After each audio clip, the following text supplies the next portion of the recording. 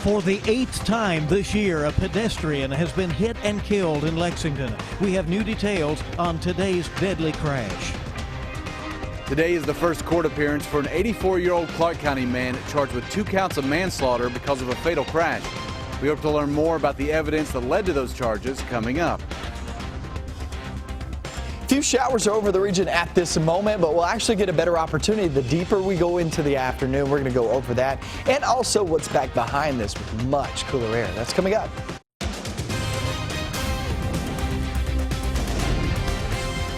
This is WKYT News at noon. Good afternoon. Welcome to WKYT News. I'm Bill Bryant. And I'm Barbara Bailey. Investigators have identified the young man who was killed in a Lexington crash this morning. 26-year-old Dylan Hahn was walking on Richmond Road when he was hit by a car near North Eagle Creek today. The crash caused a big backup during the morning rush. WKYT's Lauren Miner has been at the scene all morning long. She has the latest now for our top story at noon. Police say Hahn was walking across Richmond Road when he was hit. Police are still trying to figure out where he was going or coming from. Police say Hahn was hit in the outbound lanes around 7 this morning between Eagles Creek and Squires Road. We're told by police that a woman was driving outbound on Richmond Road when she hit him. Hahn was taken to UK Hospital with life-threatening injuries. The Fayette County coroner confirmed a short time ago he died from those injuries. No charges are being filed against the driver. Police are still trying to determine why he was crossing Richmond Road at that particular spot. Police had the outbound lane shut down between Eagles Creek and Squires Road for about an hour and a half this morning. There is a crosswalk at both stoplights in the area, but not where Hahn was hit. Reporting in Lexington, Lauren Miner, WKYT. Lauren, thank you. And the Fayette County coroner tells us that Hahn died from blunt force trauma to the head. The Kentucky National Guard has now been called to eastern Kentucky to help out with those wildfires that are going on. The Guard is sending 3 Army helicopters to help. 2 of the choppers will help fire suppression by dumping 600-gallon water buckets. One of the largest fires is in Harlan County, where there's a state of emergency. In Pike County, 3 schools are closed today because of heavy smoke in the area. Outdoor burn bans have now been issued in these 11 Kentucky counties. You can see them on the map. The State Emergency Operations Center has been activated to help monitor and respond to the wildfires. There is a chance for some rain today. Whether or not that would be enough to quench the situation and help the firefighters, that remains to be seen. WKYT meteorologist Micah Harris is live in our First Alert Weather Center now to tell us all about this. Is it going to be too isolated to help?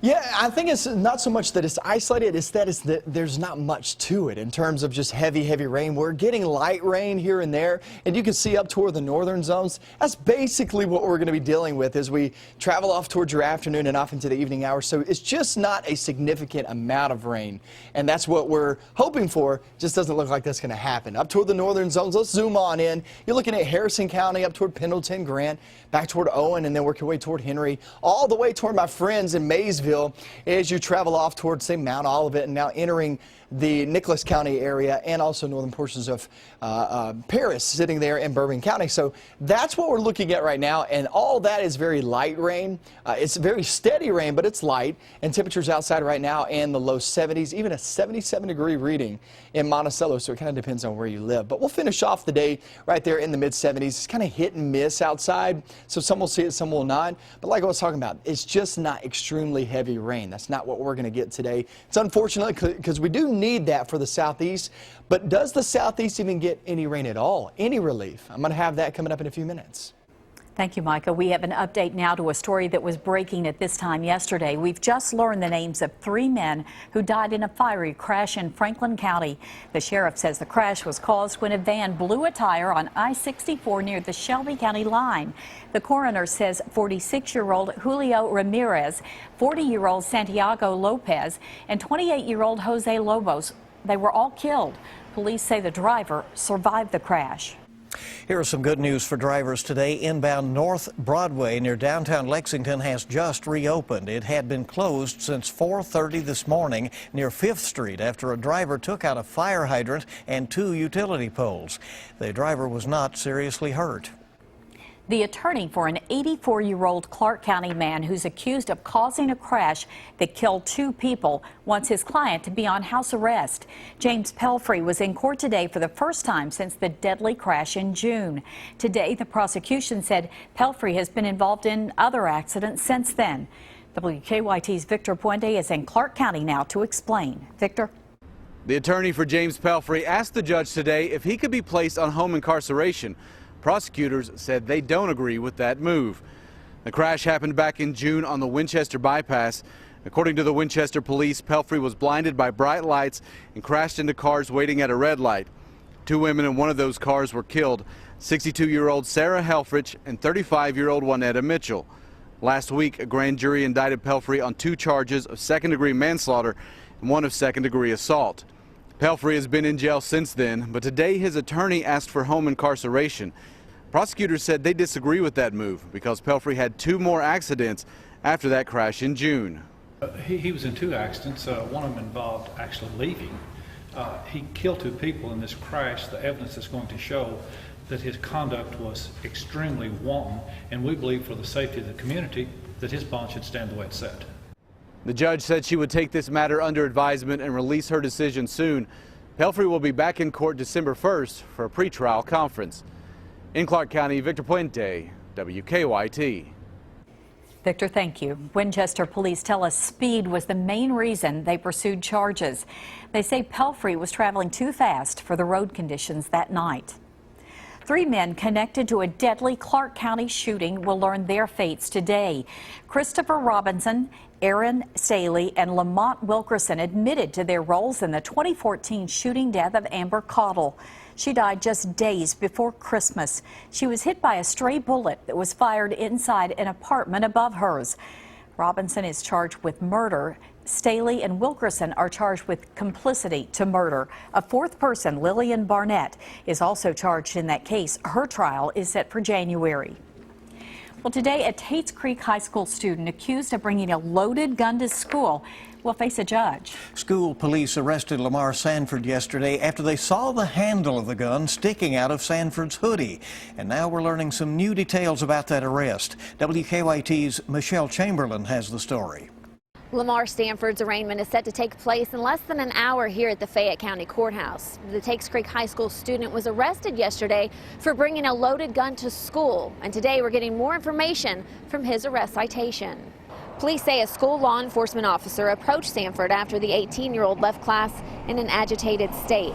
According to his arrest citation, the officer saw the handle of a gun sticking out of Sanford's pocket. When the officer tried to take him into custody, Sanford began resisting the officer and reached for his gun. Sanford told police he didn't intend to hurt anyone at school. Police say the 18-year-old claimed he had the gun because of issues in his neighborhood. Sanford is charged with carrying a concealed deadly weapon, resisting arrest, and unlawful possession of a weapon in a school.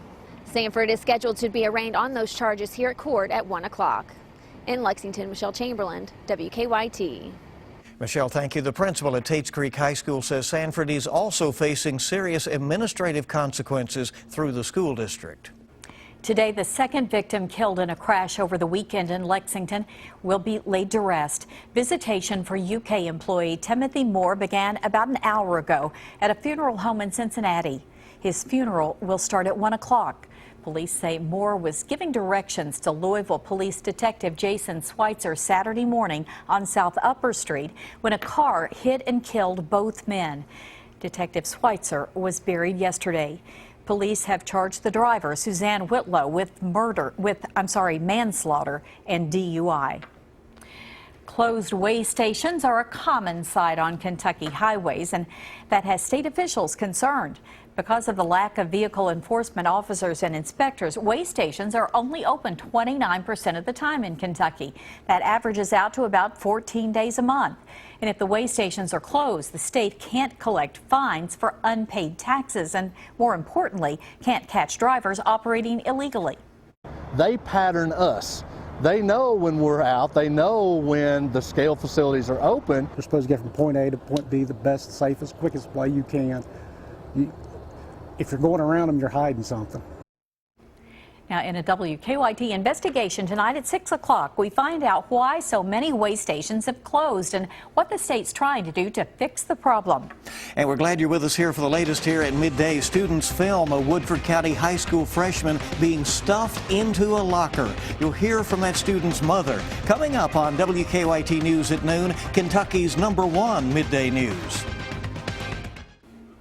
Welcome back to WKYT News at noon, and we're glad you're with us. 15-year-old Logan Sanders was excited about starting high school this year at Woodford County. But that all changed when he was stuffed into a locker by his classmates.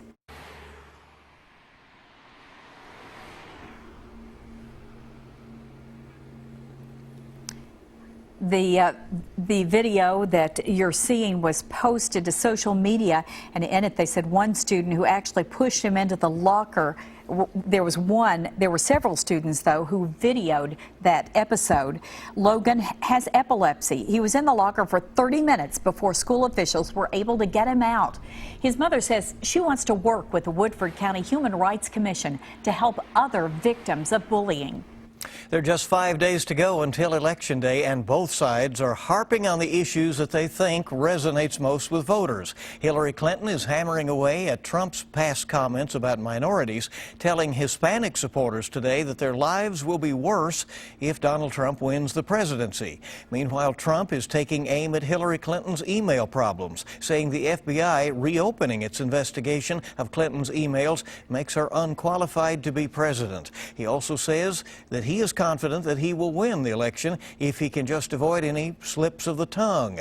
And he has narrowed the gap with Clinton in the latest CBS News New York Times nationwide poll. Only 8% of voters are believed to still be up for grabs. Now remember, you can keep up with all the latest campaign news on WKYT.com or download the WKYT News app, and you can get updates on your phone. Well, the Cubs have returned to Chicago hours after knocking off the Indians in Cleveland to win their first World Series in 108 years. Think anybody noticed in Chicago? Oh, wow. Game 7 was a nail-biter. Even going into an extra inning, the Cubs held on to get the win, beating the Indians 8-7. Former Lexington legend Ben Zobrist was the series MVP, by the way, and the home plate umpire, Sam Holbrook, is a graduate of EKU. We'll have some highlights from the game coming up when Buzz Baker joins us with sports in just a few minutes. That's so exciting. Even a rain delay in it. The game had everything. just a cliffhanger, really. But Yeah. What a day for the Chicago Cub fans. Celebrations continue, I'm sure. All right, a lot more news coming up on WKYT News at noon. Another pedestrian has died after being hit by a car in Lexington. New details on this morning's deadly crash in just a few minutes.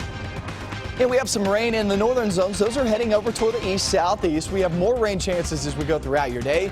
And then we'll look to your day on Friday into your weekend. It gets much cooler. I'm going to show you those temperatures coming up next.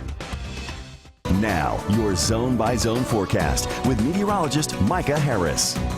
Those temperatures right there in the lower 70s, even some mid-70s out and about. We're going to be seeing those temperatures top out here in the next hour or two, and then the rain comes on in, and that will drop those temperatures to the upper 60s, lower 70s later on this afternoon. Already seeing a few showers outside, seeing some roll through Marion County, Washington County.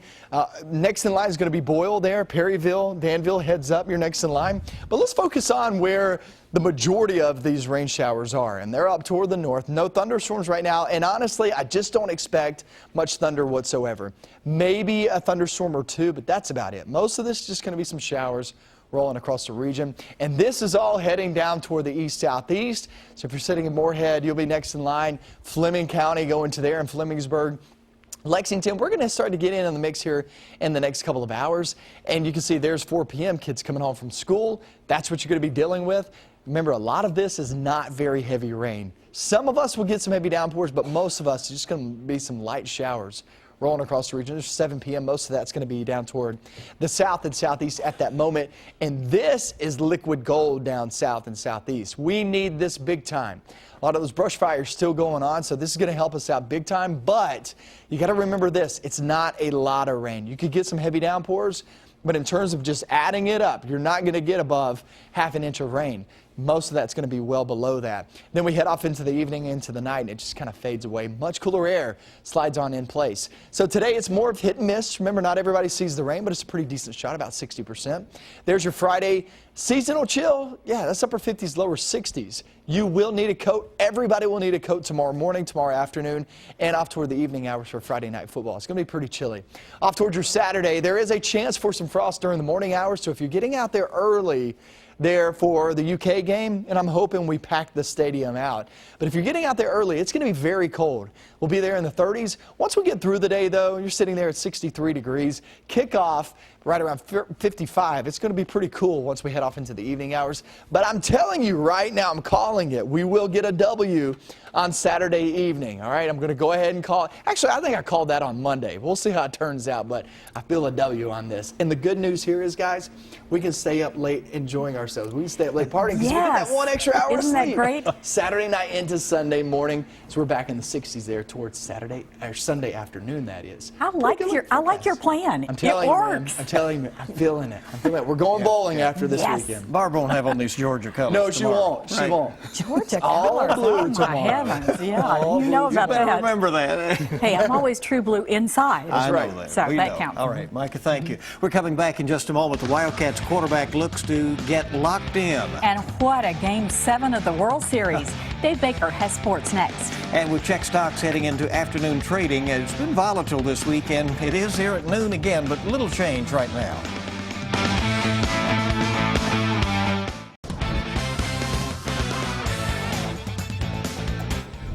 People got eyes like this. Bill Bryant's all out of sorts. Why? Best World Series game ever. Well, we'll leave that one for the experts, but there's no question that last night's 38th Game 7 in the Fall Classic was a true classic. The Cubs would start. How about leadoff man Dexter Fowler? That's the leadoff dude. 1-0 Cubbies right off the bat. Indians get a gift in the 5th. How about down 5-1? John Lester uncorks a wild pitch. Gets away from David Ross. 1 run scores. How about Jason Kipnis all the way from second base? And it's 5-3 as he gets in under the tag. Cubs continue with the hot bats, and again, it's a big fly ball. David Ross, who said he was retiring, win, lose, or draw, age 39. Oh, my gosh, what a year he had for the Cubs. Straightaway center, 6-3. And then in the bottom of the 8th, Rajay Davis. Look how much he's choked up on that bat. And look how quick that ball goes out the yard against Aroldis Chapman. 2-run homer. Chapman is shocked. And guess what? After a rain delay, we go to extra innings. And in the 10th, former Lexington legend, Ben Zobrist. Oh, he got the big hit last year in the World Series for the Royals. That puts the Cubs in the lead 7-6. Zobrist is pumped. Chicago tacks on another as they win it. And the Cubs get the World Series. Zobrist, the World Series MVP. Final out as Bryant goes across the diamond. What a game. What a series. The drought is over. Well, as far as debuts goes, Steven Johnson has certainly been pretty good. He started 5 games at quarterback for the Cats. He's won 4 of them. With his arm, Johnson has been able to find Kentucky's playmakers. But a big target that he's been missing, C.J. Conrad. Just can't seem to connect with the guy. We definitely worked on it today during the special teams period, just getting him the ball. I mean, he's just so wide open, and he's such a big target. For me to miss him is really not a good thing. I mean, he's missed CJ now, I think, 4 times in a row where he's throwing it high, and it's almost like, you know, we joke about it a little bit, but we've got to hit those pop passes at different times when he's crossing across the field, and he just threw it high a couple times. And he had some defenders that were jumping in Steven's way. Steven's got to throw around him and complete the ball. So it's the Cats and the Dogs Saturday from Commonwealth Stadium. Georgia has won 6 straight in the series. Currently a 2.5-point favorite. Kickoff set for 7:30 on the SEC Network. Much more about that and more on the series coming up later today. We'll see you back here at 6:30 on the WKYT News at 6:30 on the CW Lexington. But for now, that's a look at sports on this Thursday. All right, we'll be watching. Thank you, Buzz. Appreciate it. And there's more to come in our next half hour of WKYT News at noon. 2 Detroit men have been arrested in Lexington. What they're accused of coming up. We now know the name of the man who was hit and killed right here on Richmond Road. Coming up, more details on what happened. Tomorrow night's Mega Millions jackpot is $47 million, and Saturday night's Powerball jackpot up to $217 million.